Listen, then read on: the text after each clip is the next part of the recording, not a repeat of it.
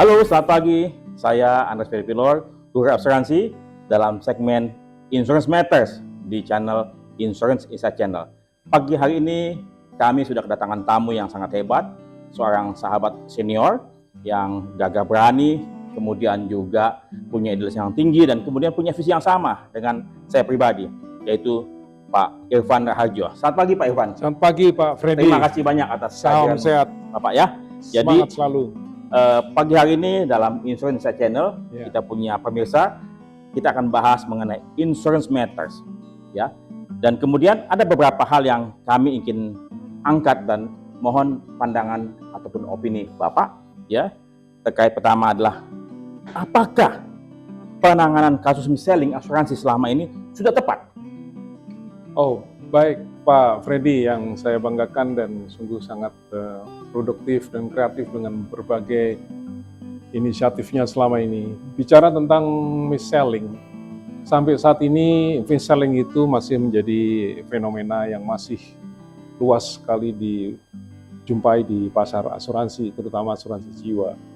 Berbagai peraturan sudah dikeluarkan oleh OJK, namun mis-selling itu tetap belum bisa dicegah, terutama karena pertama, orientasi para penjual atau pemasar asuransi, khususnya agen asuransi itu hanya pada untuk mendapatkan perolehan premi sebesar-besarnya. Yang berarti bukan hanya mereka untuk mengejar nasabah, tapi yang terutama sekali adalah mengejar premi. Dan di dalam premi itu yang menjadi kepentingan utama mereka adalah mendapatkan komisi.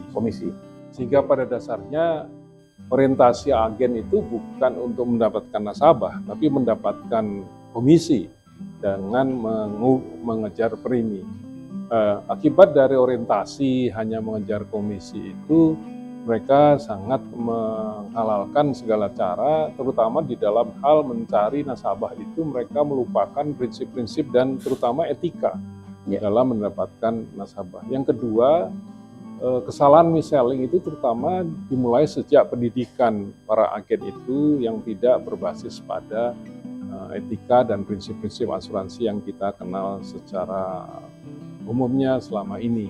Yang ketiga, sekalipun sudah ada banyak peraturan, terutama di dalam soal unit link yang menjadi pemicu dari banyaknya kasus mis-selling itu, di mana nasabah merasa terkecoh. Yang semula dikatakan tabungan, investasi, namun pada dasarnya mengandung asuransi. Itu akibat dari masyarakat umumnya sangat rendah literasinya karena belum bisa membedakan mana itu asuransi atau proteksi, mana itu investasi. Sehingga itu terjadi pencampur adukan antara investasi dan asuransi. Seyogyanya bagi mereka yang membutuhkan asuransi, tentunya jangan membeli produk yang bersifat investasi. Sebaliknya apabila membutuhkan produk investasi, jangan membeli produk asuransi. Tapi yang terjadi selama ini praktek campur adukan investasi dan asuransi itu terus berjalan sekalipun sudah banyak regulasi, dan yang terutama sekali dalam hal regulasi itu belum ada punishment yang jelas, penegakan hukum kepada para agen yang melakukan praktik mis-selling. Dan di sini terjadi conflict of interest karena para penjual itu berada di bawah asosiasi asuransi jiwa yang seringkali memberikan reward dan award kepada para agen yang berprestasi, tapi tidak memberikan punishment apapun kepada para agen, termasuk OJK yang di dalam undang-undang asuransi mengharuskan agen itu terdaftar di OJK, namun hingga saat ini nampaknya agen belum terdaftar dan apalagi belum ada penindakan apapun baik oleh asosiasi maupun regulator. Oke, saya tertarik sekali dengan tadi Pak Irfan sampaikan bahwasannya agen mengejar komisi. Yang pertama tuh ya, jadi mengesampingkan segala macam etika dan tata cara yang benar, yang baik ya. Tapi yang kedua tadi masalah pendidikan yang dimulai di kelas-kelas pelatihan di perusahaan-perusahaan asuransi tersebut ya. Dan ketiga masalah literasi yang masih rendah, masih luas ya. Dan saya melihat bahwasannya sebagian besar masyarakat Indonesia tidak tertarik jadi agen asuransi. Sampai suatu ketika mereka diiming-imingi komisi yang besar.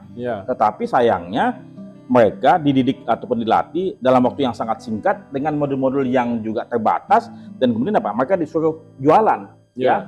Dan saya khawatir pendidikan tersebut tidak cukup mumpuni untuk menjadikan agen tersebut menjadi agen yang betul-betul kompeten dan integritas. Ya. Bagaimana? Ya, dalam hal itu bahwa agen nampaknya seperti tadi dikatakan dalam soal pendidikan, di dalam soal orientasinya hanya sekedar mengejar komisi. Di situ nampak sekali bahwa terutama dalam soal pendidikan itu yang diutamakan adalah bagaimana mereka meraih premi. Dan untuk bisa meraih premi itu mereka sangat mengabaikan atau menafikan pendidikan atau literasi yang baik kepada calon nasabah. Seharusnya pada saat mereka approach nasabah itu, mereka melihat dulu kebutuhan dari nasabah kebutuhan finansialnya dan kemampuan finansialnya itu yang tidak dilakukan oleh agen. Know your customer itu yang belum dilakukan sehingga yang terjadi mereka menyasar banyak sekali semua kalangan masyarakat yang tidak mampu sekalipun mereka kejar untuk mendapatkan premi atau komisi. Sehingga yang terjadi adalah nasabah itu tidak punya pengetahuan apapun setelah membeli asuransi, bahkan seringkali mereka tidak tahu apa isi polis itu sendiri karena memang tidak pernah diberikan edukasi yang cukup.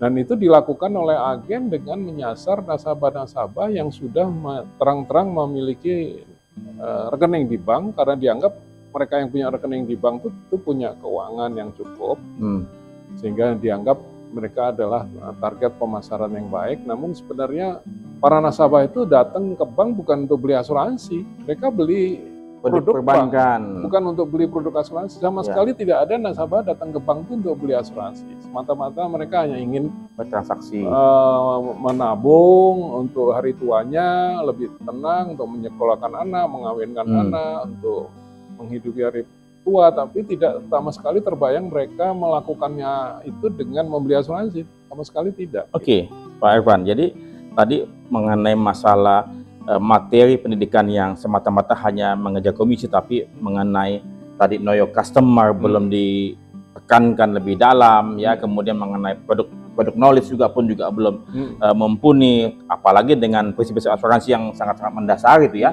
Nah, saya tertarik tadi Pak Irfan sampaikan produk asuransi dijual oleh perbankan, berarti bank insurance. Nah, jadi saya khawatir bukan cuma kekeliruan ini disebabkan oleh orang-orang asuransi, tapi juga oleh orang perbankan. Bagaimana menurut pendapat? Ya, betul sekali bahwa bank itu memperlakukan asuransi itu sebagai fee-based income. Ya, di sini kita garis bawahi bahwa bank itu melihat asuransi bukan sebagai sarana proteksi, tapi sebagai fee-based income. Mencari komisi juga. Ya, sama halnya dengan agen tadi.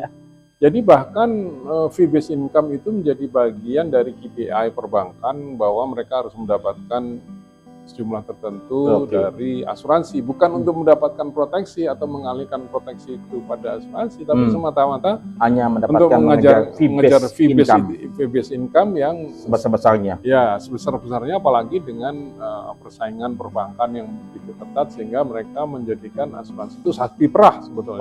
Jadi sapi perah. Sapi perah, asuransi itu sapi perah bagi perbankan karena mereka mengadu asuransi itu bukan pada kondisi kesehatan keuangannya atau servisnya, tapi melihat dari berapa besar komisi yang bisa diberikan oleh asuransi. Jadi asuransi itu sekarang masih pada level bersaing pada harga dan komisi, terutama dibandingkan persaingan pada pelayanan maupun pada kondisi keuangan yang sehat begitu. Dan itu sudah berlangsung bertahun-tahun. Berapa dekade ya?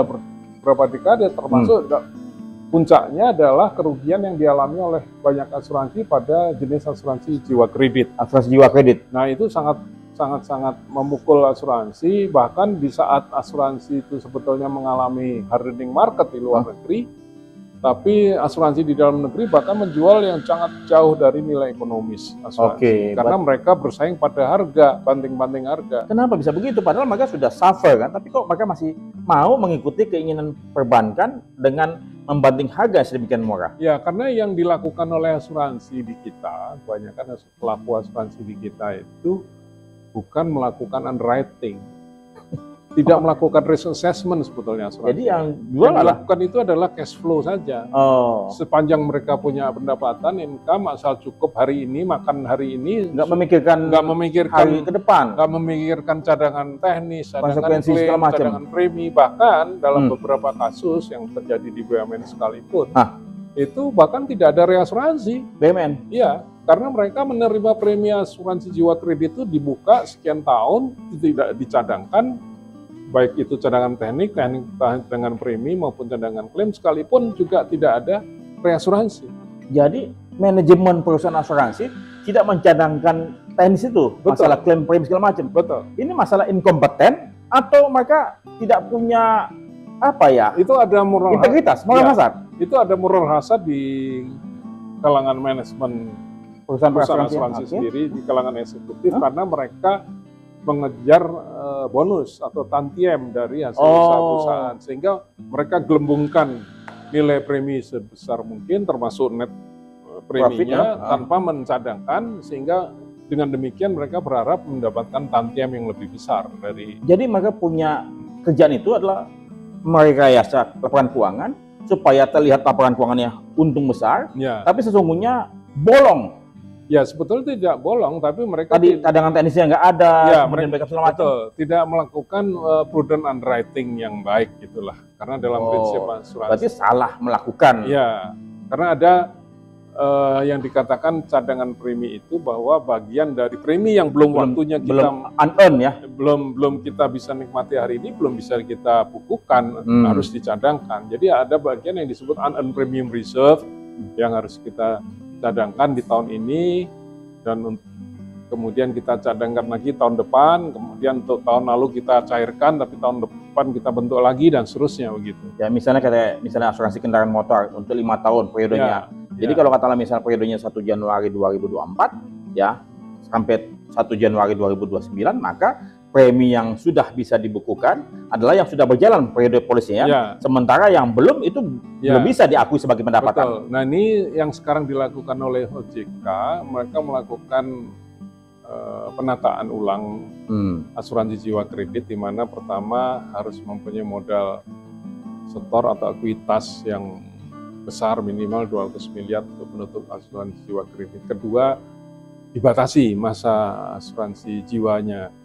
Jadi maksimal 5 tahun, tidak boleh lebih dari 5 tahun. Nah, selama ini terjadi mereka membukukan premi sepanjang masa kredit itu 20 tahun dan dibukukan di depan, dibukukan makanya langsung gelembung. Menggelembung. Gila benar. Nah, itu yang terjadi. Ini saya pikir bukan masalah inkompeten, tapi masalah integritas yang rendah. Betul, pertama karena tidak ada kesadaran mereka tentang tadi risk assessment tadi, risk management, risk compliance itu tidak jalan. Gitu, karena mereka mengutamakan kepentingan dirinya sendiri untuk mendapatkan keuntungan pribadi. Oke.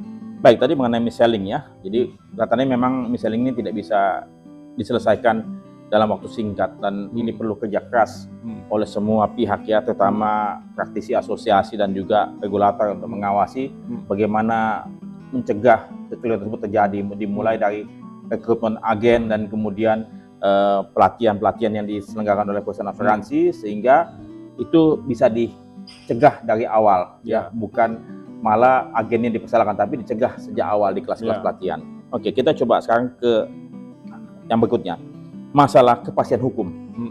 Saya mendengar Pak Evan kan sebagai saksi ahli nih, ya, saya juga mengetahui bahwa bahwasannya kasusnya OCK Liges ya telah dimenangkan oleh OCK Liges melawan Jiwasraya dari PN, PT, MK sampai PK ya, sudah ingkrah ya. Kemudian OCK Liges mau mengeksekusi atau meminta Jiwasraya ataupun pemegang sahamnya dalam hal ini pemerintah.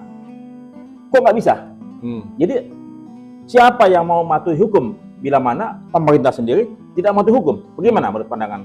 Ya, jelas sekali bahwa di sini kepastian hukum atau kesadaran hukum bahkan di tingkat para pejabat negara sendiri sangat rendah gitu ya.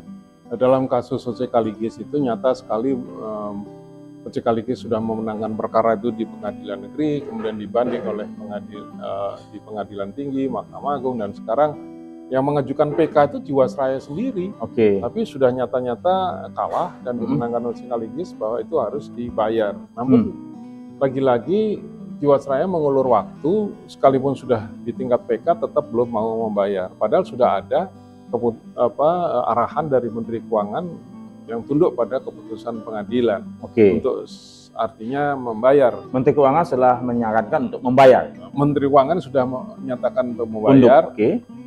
Begitupun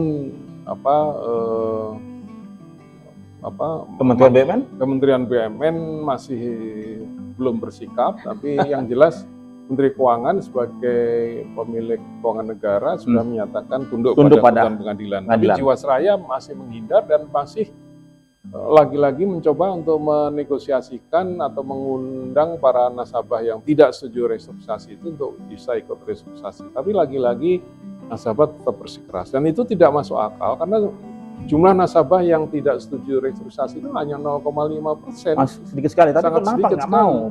Nah, selain kasus OJK Ligas ada kasus lagi Pak Mahril itu yang hanya 500 juta sudah menang di pengadilan. 5 juta tidak mau dibayar oleh Jiwasraya. Dibayar itu dia sudah bersurat itu kurang lebih 17 kali. Kepada siapa? Kepada Menteri Keuangan, Kemenko Polhukam, Menteri BUMN, sama sekali tidak pernah. Ke Pak Jokowi pernah belum?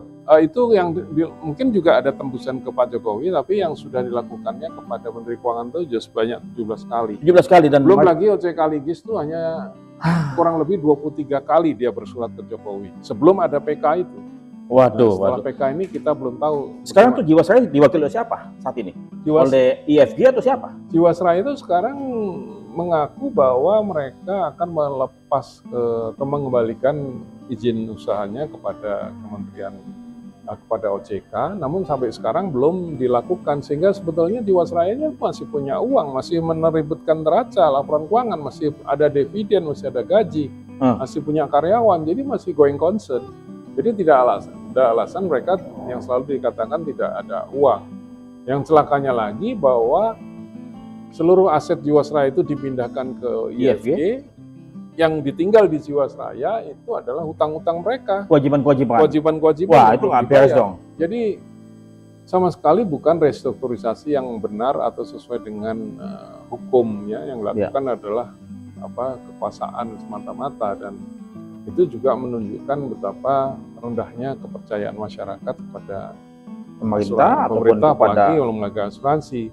Jadi di sini bicara kepastian hukum sama sekali tidak ada. Bahkan sejumlah nasabah yang nyata-nyata mereka menyatakan keberatan dengan restrukturisasi itu sampai sekarang masih ditawari untuk restrukturisasi. Jadi apa artinya Jiwasraya sudah menguasai 99% katakanlah yang diklaim setuju, tapi mereka akan mencapai 100%, sedangkan yang setuju restrukturisasi pun juga belum dibayar sampai sekarang. Apalagi yang tidak setuju yang 0,5% itu. Jadi saat ini kalau kata tadi misalnya Jiwasraya dalam hal ini dimiliki oleh Kementerian BUMN atau Kementerian Keuangan ya. Pemerintah itu mewakili pemerintah kan? Pemerintah sendiri tidak mematuhi hukum di Indonesia. Bagaimana mungkin yang lain bisa mematuhi hukum? Bagaimana kita bisa percaya kepada tadi Kementerian Keuangan ataupun Kementerian BUMN dalam hal ini? Jadi itu sangat miris sekali. Jadi kepercayaan masyarakat apalagi investor terhadap industri asuransi ini sangat-sangat rendah ya. Jadi yang mereka lakukan itu adalah melakukan yang disebut negative confirmation. Jadi bagi mereka yang tidak menjawab dalam waktu 1 bulan terhadap tawaran restrukturisasi itu dianggap setuju. Padahal kita tahu orang membaca polis asuransi, membaca kontrak pun sudah sangat enggan, apalagi mengharapkan mereka menjawab. Jadi yang dilakukan ini jebakan-jebakan Batman. Jebakan Batman yang tidak sama sekali tidak dibenarkan karena restrukturisasi itu mengharuskan kedua belah pihak setuju, tidak bisa menggunakan negative confirmation. Misalnya orang mau nikah ijab kabul itu kan harus ada salamannya, ada ijab kabulnya, ada confirmation dari masing-masing pihak. Offer and acceptance kalau kita bicara di asuransi kan harus ada offer and acceptance ya, ada penawaran dan penerimaan. Tapi kalau negative confirmation itu tidak bisa digunakan. Itu nggak benar, itu itikat baiknya tidak ada. Nah itu sama sekali tidak ada itikat baik, padahal perjanjian asuransi itu dasarnya adalah itikat baik. Waduh, ini berat sekali permasalahan. Dan itu sungguh-sungguh menjadi tolak ukur atau landmark bagi masyarakat saat ini itu adalah bagaimana pemerintah menyelesaikan Jiwasraya. Belum yang lain-lain lagi. Masih banyak lagi. Berat sekali ya, berat sekali. Oke, Pak Irfan, kita tinggalkan Jiwasraya dengan berbagai masalah yang belum selesai karena kelihatannya pemerintah ataupun yang diwakili oleh pihak-pihak kementerian tersebut belum bersedia, belum berkehendak baik mematuhi hukum yang menjadi panglima tertinggi semestinya. Tapi kita lihatlah segala sesuatu yang kedepannya, semoga mereka pun juga bisa dijamah oleh Tuhan untuk bisa segera melakukan kewajiban mereka. Sekarang, ya, dalam kondisi kepercayaan masyarakat yang sangat rendah saat ini, ya, kalau misalnya Pak Irfan ditanyakan sebagai seorang praktisi ataupun ahli asuransi atau apapun, coba Bapak bisa berikan nggak 3 jawaban kunci untuk dapat supaya kita punya kepercayaan masyarakat ini terhadap asuransi bisa tumbuh kembali, walaupun mungkin tidak semudah itu. Silakan, 3 jawaban. Apa? Ya, yang pertama, pemerintah harus menunjukkan komitmennya yang jelas, tegas, dan utuh tentang asuransi. Selama ini di dalam konstruksi perundangan kita, asuransi itu tidak dikatakan sebagai bisnis yang berisiko sistemik. Sebagai salah satu sektor industri keuangan yang sangat penting setelah perbankan. Ya. Selama ini pemerintah menganggap bahwa asuransi itu bukan industri yang bisa berdampak sistemik. Yang bisa berdampak sistemik itu dalam undang-undang, terutama di Undang-Undang P2SK itu hanya perbankan. Padahal seharusnya asuransi pun juga bisa berdampak sistemik. Seperti yang kita tahu bahwa banyak sekali penebusan polis, terutama selama COVID kemarin. Dan sekarang kita tahu juga unit link juga mengalami penurunan yang drastis karena ada praktek-praktek mis-selling yang tidak jelas. Jadi yang pertama yang kita harus dorong adalah bagaimana memperlakukan asuransi itu sebagai bisnis yang mempunyai risiko sistemik. Yang kedua, meningkatkan visi kebencanaan, visi risiko dari para pengambil keputusan, termasuk dalam hal ini ketika kemarin kita rame-rame soal capres pemilu itu pun juga tidak ada yang menyentuh sama sekali tentang visi kebencanaan kita, tentang bagaimana kita menghadapi risiko, padahal kita negara yang dikelilingi oleh ring of fire, negara yang sangat rentan terhadap bencana, namun tidak ada kesadaran bencana masyarakat. Dalam hal ini maka tadi yang harus diutamakan adalah menegakkan atau mensosialisasikan kesadaran akan bencana dan risiko masyarakat. Yang ketiga adalah meningkatkan literasi dan edukasi yang sudah berulang kali ini kan kita sudah seperti klise bicara tentang literasi. Bosan juga terus-menerus, tapi tetap tidak ada perubahan yang berarti karena selama ini masyarakat sebetulnya sudah terliterate. Terliterate bukan karena mereka belajar, tapi belajar dari pengalaman mereka yang buruk, pengalaman pahit. Jadi masyarakat itu punya literasi yang baik. Negatif malah. Negatif bukan karena mereka sengaja belajar, tapi karena punya pengalaman yang buruk dengan asuransi. Kita tahu kasus-kasus penolakan klaim itu sudah demikian banyak, sehingga masyarakat pun enggan untuk berasuransi sekalipun punya pengetahuan yang lebih baik. Karena hasil surveinya mengatakan kan literasi kita lebih baik dari inklusi. Artinya orang tahu asuransi tapi nggak mau beli, itu masalahnya. Tahu tapi nggak mau beli. Tahu nggak mau beli, bukan nggak mampu atau nggak punya uang, tapi karena mereka nggak mau beli asuransi. Karena asuransi itu dianggap menyusahkan. Asuransi itu menyusahkan sekali. Sampai banyakkan orang tua itu kalau mau ditawarin asuransi itu ya dianggap mendoakan mati. Terutama kalau kita berhadapan dengan kiai-kiai di kampung-kampung itu kalau ditawarin asuransi itu dianggap mendoakan mati. Kalau untuk anak muda sekarang menawari asuransi itu membuat masalah karena seringkali mengalami penolakan. Jadi 3 hal tadi, 1 pemerintah yang tidak berkomitmen, pemerintah yang tidak punya komitmen pada asuransi sebagai bisnis yang berisiko sistemik. Kedua adalah penegakan hukum yang rendah, dan ketiga literasi dan edukasi yang rendah. Oke, saya tertarik sekali dengan asuransi sebagai suatu bisnis yang bisa mengalami risiko sistemik. Ya, saya percaya, dan beberapa waktu yang lalu saya mendengar bahwasannya tadi terkait dengan asuransi jiwa kredit yang Bapak pelur, ya, kemudian juga ada risiko-risiko yang saat ini sedang diajukan klaimnya, ya, di Bandung kemarin tuh cukup besar risikonya klaimnya. Yang ya, mana itu ya? Yang Puting Beliung kemarin tuh. Oh ya. Sama ada klaim juga yang ada di mana ya, itu Kahatek soal beberapa, sama juga yang di Batam ada PCI segala macam tuh ya.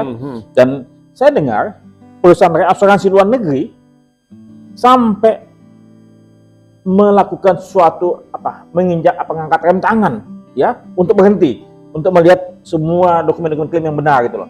Kemudian perusahaan asuransi pun juga sama, katanya saya saat ini sudah tidak mau lagi melakukan suatu hal-hal yang sebenarnya mesti dilakukan. Jadi mohon maaf ini ya, ini suatu mungkin rumus ataupun apapun, ada suatu selentingan disampaikan, pokoknya setiap klaim besar lo tolak aja dulu. Saya begitu. Saya bilang, waduh, kalau kayak begini mungkin karena masalah mereka tidak punya cash flow lagi, atau mungkin gimana? Ya, memang kebanyakan underwriter kita itu pertama tadi cash flow underwriting. Mereka tidak menghitung risiko atau melakukan assessment dengan baik gitu. Karena umumnya memang orang berprofesi asuransi ini bukan sengaja khusus punya disiplin ilmu yang tinggi, yang baik, yang menggunakan seluruh kemampuan ilmu pengetahuan untuk menilai risiko. Padahal risiko itu selalu terjadi dan selalu ada di sekitar kita. Namun para underwriter itu tidak menilai risiko itu dengan baik, namun hanya berdasarkan cash flow. Sepanjang itu menghasilkan uang, mereka hanya menghitung hari ini, tidak menghitung risiko. 5 tahun, 10 tahun, 25 tahun lagi ke depan. Probability-nya tidak dihitung. Yang kedua, moral dan etika para underwriter, para pelaku asuransi ini pada dasarnya prinsipnya adalah kalau bisa ditolak, kenapa dibayar gitu. itu banyak. Jadi kayak ada suatu pameo, kalau bisa dipersulit, ngapain dipermudah? Wah, betul. Jadi di asuransi pun begitu. Aduh, tapi saya pikir asuransi itu begitu. Masa iya? Saya belum bisa menerima. Saya percaya masih ada orang di luar sana yang punya konsep berbeda. Ya, kalau bisa kita membantu orang lain, ya bantulah. Kalau yang saya alami, karena sepanjang beberapa tahun ini saya banyak diminta jadi saksi ahli. Umumnya asuransi itu lebih baik menolak di muka daripada membayar.